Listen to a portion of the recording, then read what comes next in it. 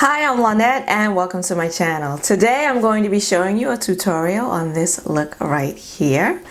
And this is your unconventional, atypical Valentine's Day look. This look also gave me an opportunity to play with my Juvia's Place Nubian 3 Coral palette again. You know that I've been wanting to dabble in these gray shadows right here, so this gave me an opportunity to do that. And I did use all three of the grays today, but I had to pull in another palette because I didn't feel like this matte gray shade here was deep enough to go into my outer V and into the crease and give this look any kind of depth. So I did reach back into my Melt Muerte palette and I tapped into that Pantheon, which is this really deep dark gray right here. And it was just the shade that I needed to give me all of that depth that I was looking for. So I got to dip into two of my newer palettes that I've been excited to get back into. So yeah, it all worked out. And then I did my usual typical like mauvey nudish lip to go with it. I did consider doing a black lip, but I wasn't really trying to do an anti-Valentine's Day look. So I didn't go there, but you can pair this look with any color you want. If you want to do black, oh girl, do your black. If you like what you see today, then go ahead and hit the like button and consider subscribing because I do makeup tutorials, hauls, and swatches here on my channel every Saturday. And now, if you'd like to see how I created this gray, atypical, unconventional Valentine's look today, then keep on watching. Starting off today's look with the LA Girl Pro HD Concealer in the shade Cool Tan. And I'm using my Sigma E55 brush to blend that all out. I'm going from the eyebrow all the way down to the lash line.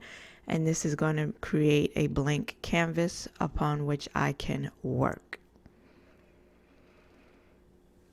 Going into my single shadow from NYX, Blame It on Midnight. And I'm using, that's a Morphe brush from their Gunmetal collection. And I'm just going to set that concealer. And this is also going to serve as my underbrow highlight. Now I'm taking Pantheon from the Melt Cosmetics Muerte palette. And this is the Sonia G Blender Pro brush. And I'm going to start patting that on the outer V area. And with little circular motions, I'm going to start blending. And then I'm going to gradually pull it up into the crease. But first, as you can see, I'm building up the color. And it's a pretty pigmented shadow. And it's blending pretty well.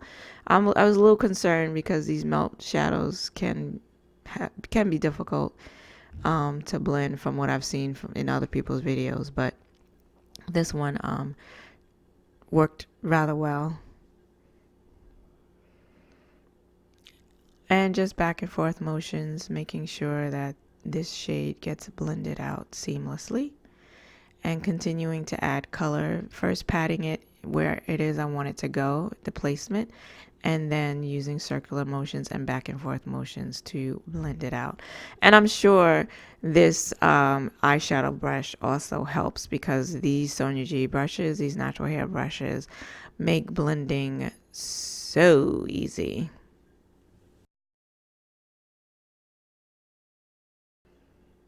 Now I'm going into the Juvia's Place Coral palette, and I'm going to take that matte gray shade, and using a Sonia G Crease Pro brush, I'm going to place that on the other half, in the other half of the crease where I didn't put that dark gray shade from the Muerte palette.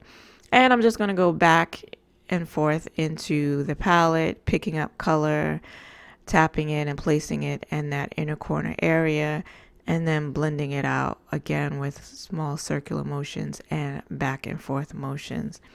And then you can see that little area there where I can see my skin. It's a little patchy. So it's just a matter of continuing to go back into the palette and adding more color and then blending. So adding and blending, adding more color and blending. And I can still see that patch. And that's what I mean with these melt shadows, these matte shadows. They can be a little difficult, I think, to blend. From what I've seen in other people's videos, I don't have that much experience with the melt eyeshadows. And this is why, because when I see other people's videos, they can be patchy.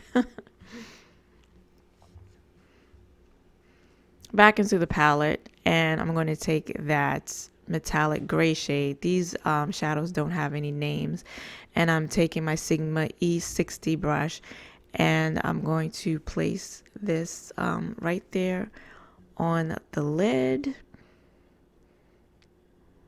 And this is a great brush. I love this brush. It's so big, and it sort of comes to a point, which makes it so easy for me to get the eyeshadow everywhere I want it to go, which is all over the mobile lid.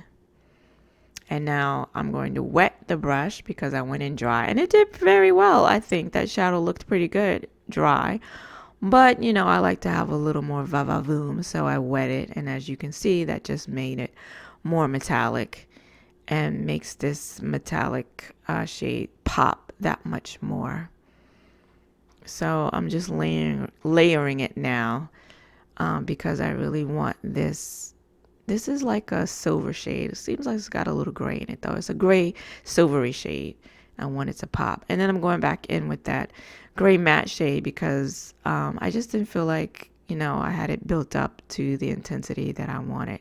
And even as I'm looking at it now, it still looks like there's a little patch there that just won't cover up. My skin there won't this shadow won't cover it up. And then making sure that it's blending into that dark gray shade. And I'm going back in with the dark gray shade, blending it into that silvery metallic shade on the lid.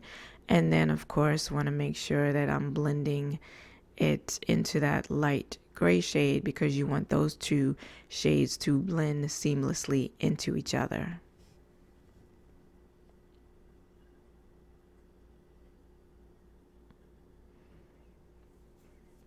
And with these looks, with all looks really, it's just a matter of patience and blending.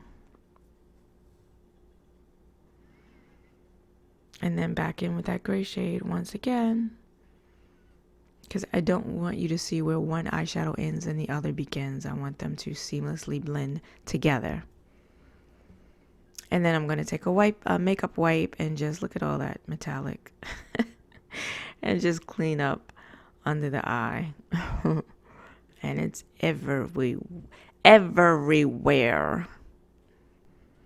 Now I'm taking the NYX Jumbo Eye Pencil in the shade Slate, and I'm going to use that in my waterline and a little bit onto the lower lash line. And I often forget I can use these pencils like this. I usually use them as eyeshadow bases, but they can be used in the waterline as well.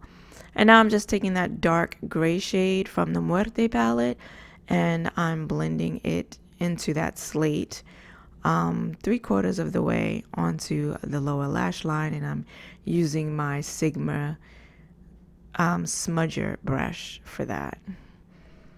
And this was nice because it added like a little hint of blue gray to this look. Back in the Juvia's Place Coral palette, and now I'm going to take that bright silver shade and my Makeup Geek pencil brush, and I believe I used this wet. I did. I used this shadow wet, and I'm going to place that into my inner corner to serve as my highlight.